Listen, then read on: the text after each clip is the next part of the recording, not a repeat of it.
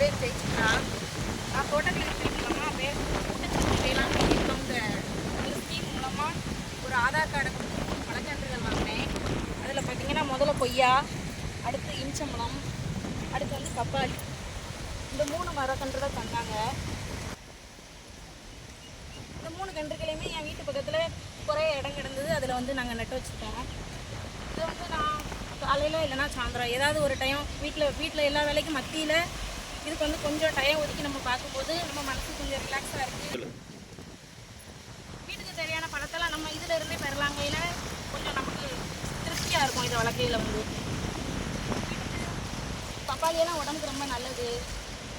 அதனால் வந்து நம்ம வீட்டிலே வளர்க்கலாம். இதெல்லாம் தோட்டக்கலை துறையில் வந்து ஒவ்வொரு வட்டாரத்துலையுமே கொடுத்தாங்க. இது வந்து நம்ம தோட்டக்கலை சார்பாக மூலமாக நம்ம ஆதார் கார்டை மட்டும் கொடுத்தாலே போதும், 3 கன்றுகள் தந்துடுவாங்க. இதை வளர்த்து நம்ம வீட்டுக்கு தேவையான